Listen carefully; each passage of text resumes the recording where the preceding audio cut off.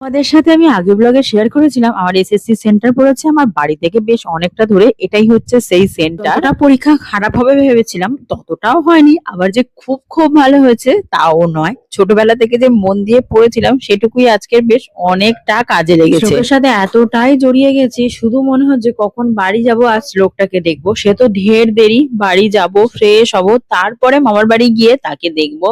সত্যি কথা হলো, মা হওয়ার পর এইটাই একটা বড় কষ্ট, ছেলেকে ছেড়ে কোথাও যেতে হলে।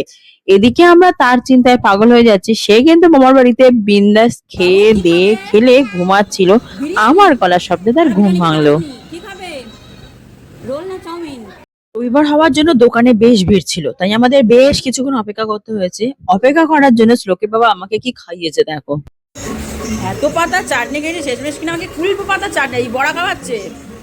এ বাবু, তুমি ভালো জিনিস খাচ্ছ আর বাবা আমাকে কি খাওয়াচ্ছে দেখো, কুলপো শাকের বড়া। পরীক্ষার টেনশনে এই কদিন আমার নাওয়া খাওয়া সব উঠে গেছিল। জানি কিছু পারবো না, তাও পরীক্ষা বলে কথা, টেনশন ভালোই ছিল, যেটা তোমাদের আগের ব্লগে আমি সত্যিই শেয়ার করিনি। শ্লোক এখন নিত্য নতুন জিনিস দেখে আর হাঁ করে তাকিয়ে থাকে। এই যে রায়দিঘি ডায়মন্ড বাস, আমিও অনেকদিন পরে দেখলাম, শ্লোকও কিন্তু এটার সাথে হাঁ করে দেখছিল। শ্লোক কিন্তু আমাদের সাথে থাকলেও মামার বাড়ি গেলে তার সত্যি দুটো নয় 10টা টানা গোজায়, এটাই তার প্রমাণ। যত রকমের দুষ্টুমি সেটা তার দাদু আর দিদার সাথে করে তবে বাড়ি ফিরে। সারাদিন এখানে ওখানে সেখানে ঘুরে যখন নিজের ঘরে ফিরি মনে হয় যেন আলাদাই একটা শান্তি। যাই হোক, আজকের জন্য আসি, দেখা হবে আবার কাল, টাটা, ততক্ষণে ভালো থাকো।